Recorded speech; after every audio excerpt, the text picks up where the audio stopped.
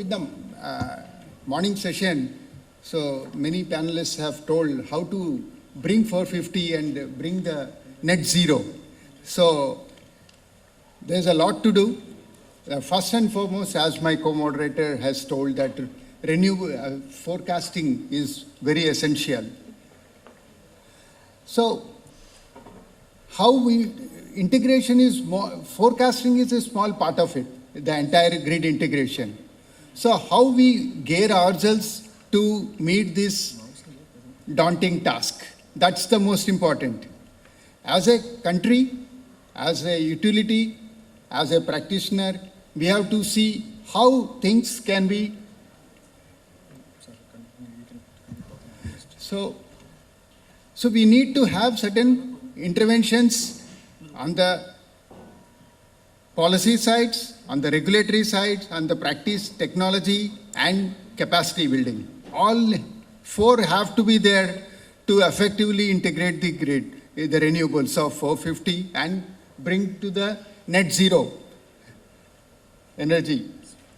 So the point is, I think there is some goof up, no problem, but at least.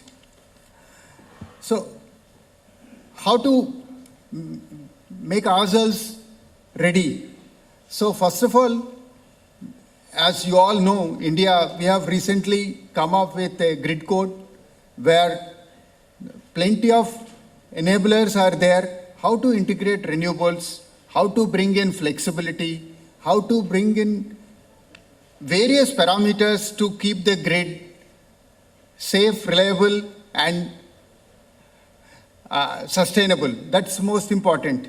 So the first and foremost is that few years ago, as a government of India, they have made a 15-point agenda for making this integration successful. So one of the first and foremost topic in that agenda is forecasting and scheduling. It's the forecasting and scheduling is not that only renewables. Even demand forecasting is also one of the important aspect of it. And we need to have certain regulatory interventions for making this.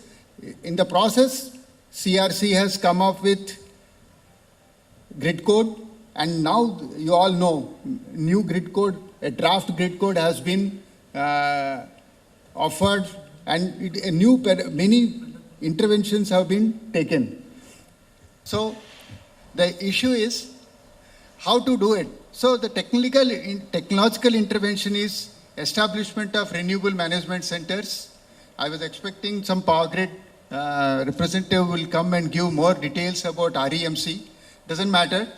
So there's a hierarchical structure has been introduced where all the renewable data will come through two data centers. It will come to the state load dispatch centers and then regional and national.